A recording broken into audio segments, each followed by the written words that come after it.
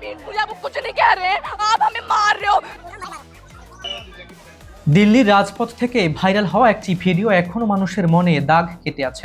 ব্যস্ত জনতা আর পুলিশি ব্যারিকেডের মাঝে এক প্রবীণ মুসলিম ব্যক্তি যখন মাটিতে জায়নামাজ পেতে নামাজ আদায় করছিলেন, ঠিক তখন তার পাশেই গেরুয়া বসনে বসা এক হিন্দু সাধু পরম যত্নে হাত পাখা দিয়ে তাকে বাতাস করে শীতল করছিলেন। ধর্মের ভেদাভেদ ভুলে সাধারণ মানুষের এই নিঃস্বার্থ ভালোবাসার দৃশ্যটি আমাদের চোখে আঙুল দিয়ে দেখিয়ে দেয় যে রাজনীতির বাইরে আসল দুনিয়াটা মানুষের। কিন্তু প্রিয় দর্শক, এই শান্তির বার্তা ঠিক পাশেই আজ উত্তাল ভারতের রাজনৈতিক আকাশ।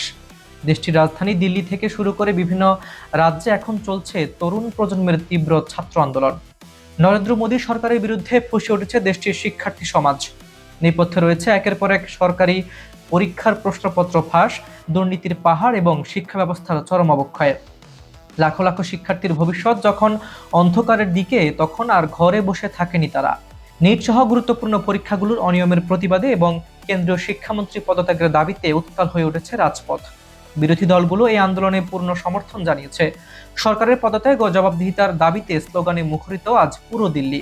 এই আন্দোলনের সবচেয়ে আকর্ষক এবং আলোচিত দিকটি হলো ককরোচ জনতা পার্টি বা সিজেপি এই নামের একটি তরুণ ভিত্তিক প্ল্যাটফর্মের তীব্র উত্থান। আদালতের এক শুনানিতে বেকার ও প্রতিবাদী যুব সমাজকে কটূক্তি করে ককরোচ বা পরজীবী বলে সম্বোধন করার পর থেকেই ক্ষোভে ফেটে পড়ে দেশের জেনজি বা তরুণ প্রজন্ম। সেই অপমানকে হাতিয়ার করেই গড়ে ওঠে এই ব্যঙ্গাত্মক রাজনৈতিক আন্দোলন। শাসক দলের নামের অনুকরণে গড়ে ওঠা এই ককরোচ জনতা পার্টি আজ সোশ্যাল মিডিয়া থেকে শুরু করে রাজপথ কাঁপিয়ে তুলছে। শিক্ষার্থীরা সাফ জানিয়ে দিয়েছে, নামমাত্র কোনো আশ্বাসে তারা পিছু হটবে না। তাদের এক দফা এক দাবি শিক্ষামন্ত্রী পদত্যাগ, এবং সেই পদত্যাগ এবং সরকার পদত্যাগের দিকে ধাবিত হয়েছে। সরকার পতনের এই হুঙ্কার আজ নজিরবিহীন চাপে ফেলেছে প্রশাসনকে।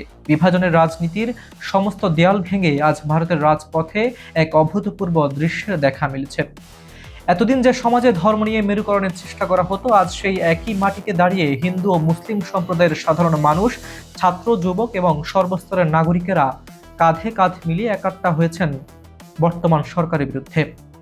দিল্লির সেই ভাইরাল হওয়া হিন্দু সাধু ও মুসলিম প্রবীণের সম্প্রীতির ছবি যেন আজ রূপ নিয়েছে বাস্তবে, যেখানে পেটের ক্ষুধা, বেকারি, শিক্ষা ব্যবস্থার বিপর্যয় আর দুর্নীতির বিরুদ্ধে দলমত নির্বিশেষে সবাই এক মোহনায় এসে মিলেছে। তরুণ প্রজন্মের এই গণ আন্দোলন এবং সরকার বিরোধী দাবির মুখে আজ প্রমাণিত হয়ে গেছে যে দেশের সংকটাকালে নাগরিকদের একমাত্র বড় পরিচয় হলো তার অধিকার ও মুক্তি, কোনো কৃত্রিম বিভাজন নয়। সুপ্রিয় দর্শক, একদিকে দিল্লির রাজপথে হিন্দু সাধু ও মুসলিম প্রবীণের সেই নিঃস্বার্থ ভালোবাসার ছবি আমাদের মানবতা শেখায়, অন্যদিকে সেই তরুণ প্রজন্মের এই দুর্বার আন্দোলন প্রমাণ করে যে অন্যায় ও শোষণের বিরুদ্ধে ঘুমানো সমাজ আর চুপ করে থাকবে না। ক্ষমতার গদিতে থাকা শাসক থেকে শুরু করে প্রতিটি নীতি নির্ধারকদের জন্য এটি এক স্পষ্ট সতর্কবার্তা।